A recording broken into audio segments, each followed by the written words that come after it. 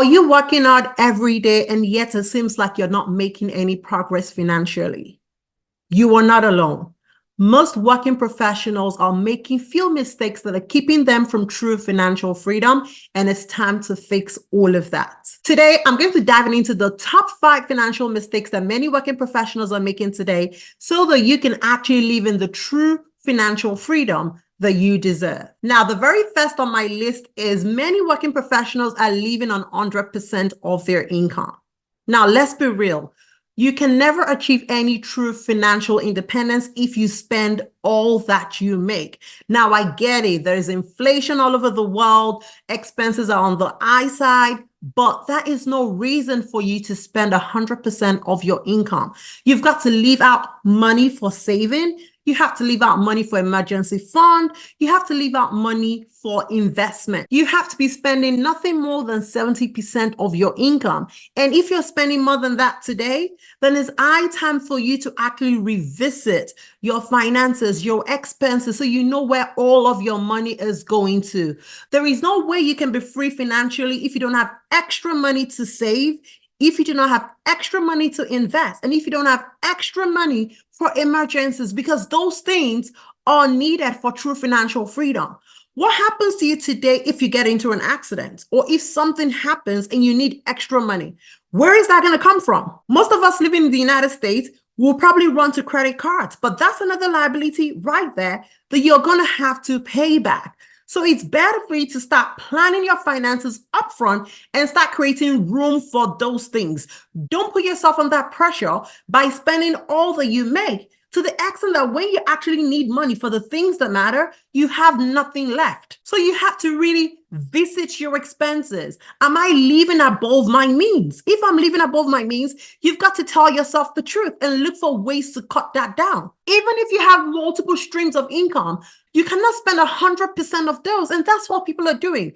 Today, people are spending all of their income. And then on top of that, they're spending credit card. So on a month-to-month basis, they are on a negative, like minus 5,000, minus 10,000, minus 2,000. That is how people are living paycheck to paycheck. What day are you going to get out of this mess? So a better way for you to do this is for you to review your expenses. And that is why budgeting is extremely important. You have to be able to know exactly what your income is, exactly what your expenses are, and look for where to cut things off. Now, if you only have one source of income, then it's time for you to start thinking about an extra income source so that that can offset some of those expenses that you have. Now, this leads me to the second mistake that we make. Now, many times when we get a promotion at work and we make more money, guess what we do? We up our lifestyle. So we inflate our lifestyles. We're like, you know what? I have arrived. Now I need a new car. I need a new phone. I need a new bag. What else do I need? And that's a big mistake that we're making. The fact that you're making more is no reason for you to just inflate your lifestyle. There is nothing wrong with the car that you're driving right now. So why do you want to incur another expenses? There is nothing wrong with your iPhone 14. Why are you queuing up for iPhone 16? You don't really need it. The design is the same. So why don't you just hold off this year? Wait for iPhone to create a new design next year or 2 years from now, and then you can change your phone. Most especially when you know that your finances are not in order. So let's not get into that lifestyle inflation where, we're spending all that we earn. And even after when we do the work and add more income, we're still spending all of that. You are going to stay in that rat race of living paycheck to paycheck. So today is that day that you're going to really reflect and look at your expenses and really identify your needs from your wants.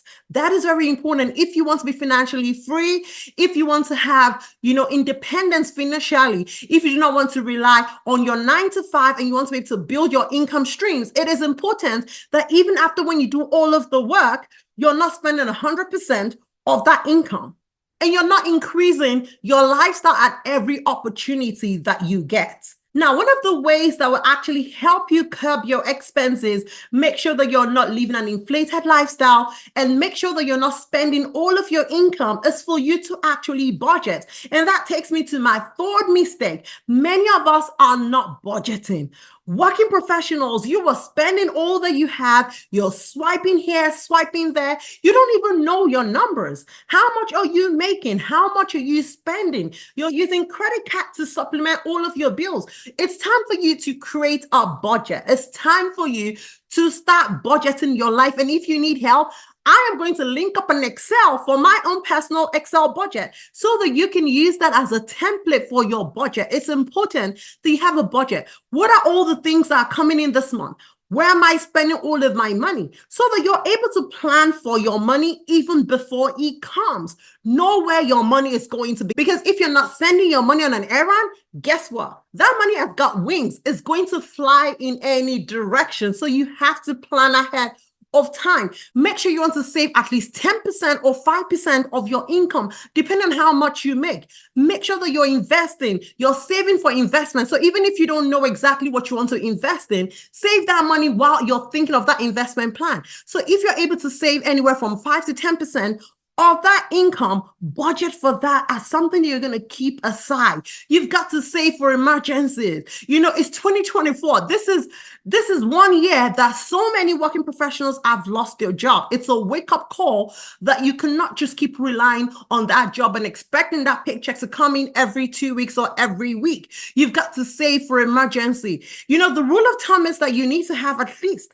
6 months worth of your expenses saved up. That means that if anything happens and you lose a job today, you're not stranded tomorrow. You're not going to repo your car, right? You're not going to be scared of a foreclosure on your home. You have immediate expenses that you can take care of. It gives you that peace of mind. It's so stressful for you not to have money and not have a job and not know where money is going to come from.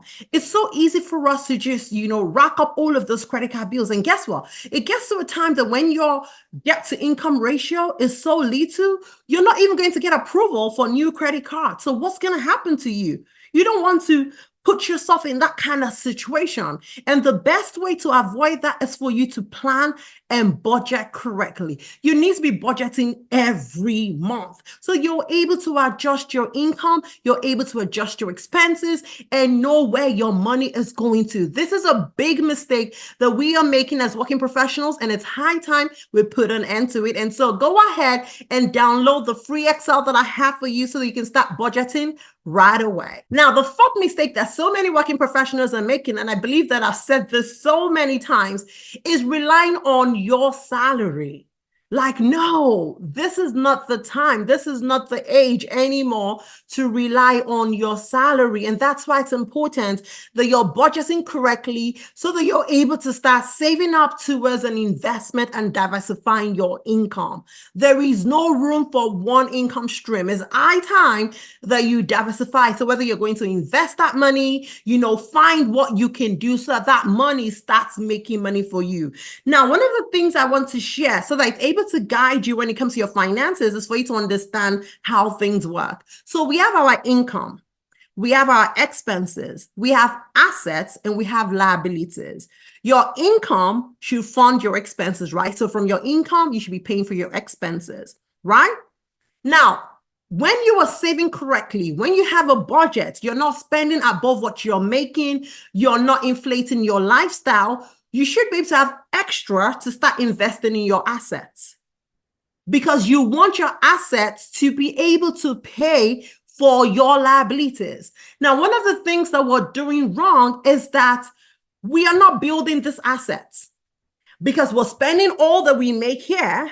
We have expenses that need to be paid regardless of whether you have a job or not. And because assets is zero, guess what? Your liabilities keep climbing up and up and up, and you don't even have enough. And that's why you see people having 100,000 worth of credit card debts, 200,000. They file for bankruptcy. They don't have any kind of money, and they don't even know where help is going to come from. It's a very crazy life cycle, and you don't need to be a part of it. So the best way for you to be able to save yourself is to make sure that when you have an income, you're not spending it all. Definitely, you have to pay for your expenses, but make sure that there's wiggle room for you to have at least 30% for you to be able to use towards investing and building up your asset base so that your assets can then pay for your liabilities. So whether it's a nice car you want to have, whether it's a nice phone you want to have, let your assets pay for it. And that's why it's important that you're saving enough to be able to build up your assets. And if you spend all that you make, how is that going to happen? You see how it works? So it's very important that you don't rely solely on your salary, because many times your salary might not even be enough to be able to fund your assets, which then funds your liabilities. So what do? Start thinking outside of the box. Think of things that you can do. I have a video where I shared 5 side hustles that you could start as a working professional. So if you've not seen that video, make sure you go back to that video, watch it so that you're able to pick some ideas that may be helpful to you. But you've got to diversify your income and quit relying on your salary. We all know that our salary is not enough. Inflation is up here, salary is down here, right? So there gets to a time where there is so much you can take away from your expenses, and you have no choice than to just increase your income stream.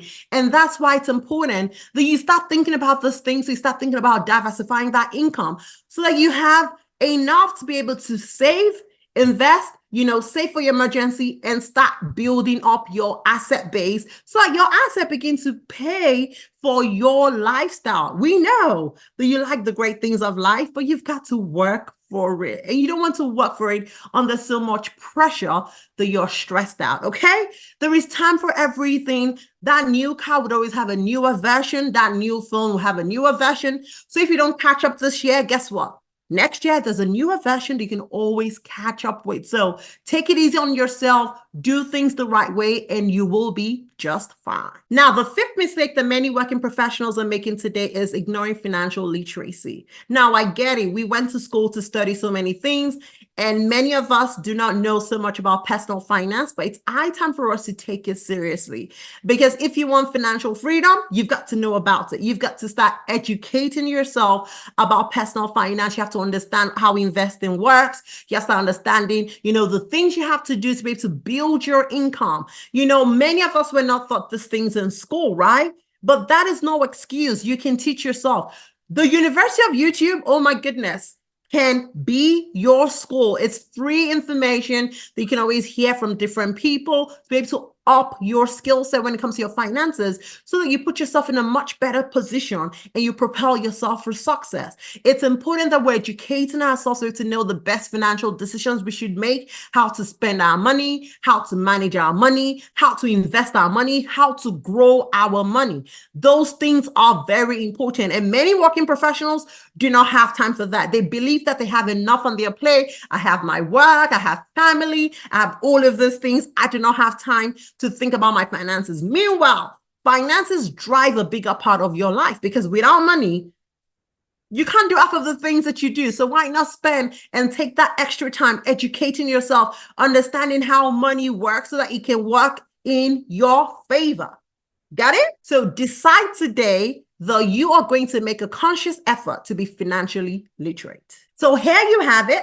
Here are the 5 top financial mistakes that working professionals are making in today's time. And the good news is you can do something about it starting from today. I hope today's video was super helpful to you. I want you to remember that financial independence is not all about making more money. It is more about managing the money that you have and making it work for you. So don't just go focusing on how to make more money. When you make that money, what are you going to do with it? How are you going to manage it to ensure that you're truly free as an individual? Thank you so much for spending this time with me. Don't forget to like, don't forget to share, and don't forget to subscribe to this channel.